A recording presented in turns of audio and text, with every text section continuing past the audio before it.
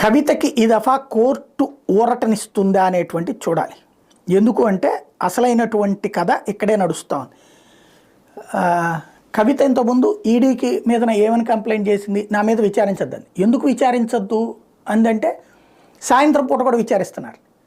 సాయంత్రం పూట విచారించకూడదు కాబట్టి అది అవునా కాదన్న టెక్నికల్ రీజన్స్ మీద ఇన్నిసార్లు వాయిదా పడింది. ఈ దఫా సిబిఐ పిలిచింది 26వ తారీఖున విచారణకి. అక్కడ కీలకమైనటువంటి అంశం ఏంటి, సిబిఐ ఏం చేస్తుంది అన్నటువంటిది ప్రధానమైనటువంటి అంశం.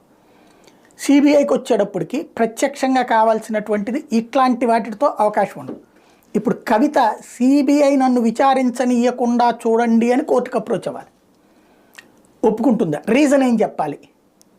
మహిళ కాబట్టి విచారించకూడదు అంటే జయలలితని విచారించకూడదు, అరెస్ట్ కూడా చేయకూడదు, శశికళని జైల్లో కూడా పెట్టకూడదు. కాబట్టి ఇప్పుడు ఏ పాయింట్ మీద ఆవిడ ఎదురు తిరుగుతుంది అనేది చూడాల్సి ఉంది.